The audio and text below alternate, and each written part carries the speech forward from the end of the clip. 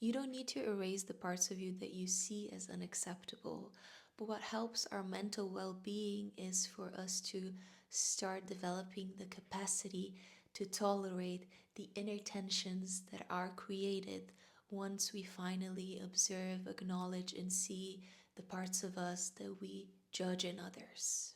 A big misconception that we put on people that we observe and idolize as emotionally mature or enlightened is that they simply do not possess the unacceptable parts of the human experience, meaning that they don't get angry, that they don't get frustrated, that they don't get envious or jealous. And that sort of comparison and idolization puts a lot of strain and pressure on our own personal development because on a daily basis, we all come in contact with those unacceptable thoughts and emotions. So, what do we do with that pressured comparison?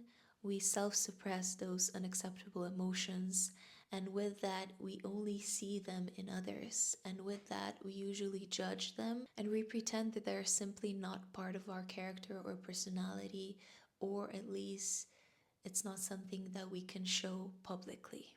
And what happens with things that are unacceptable, meaning that they are suppressed or put into a corner and not looked at, is that they intensify and they become even louder or more obvious for the purpose of being noticed. And one of the most painful things that we can do on our process of personal development is that we start noticing them within ourselves.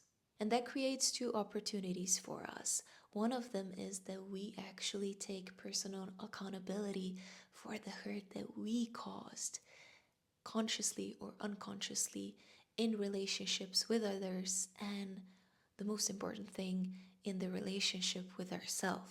And the other opportunity is to better understand the people who hurt us in the past.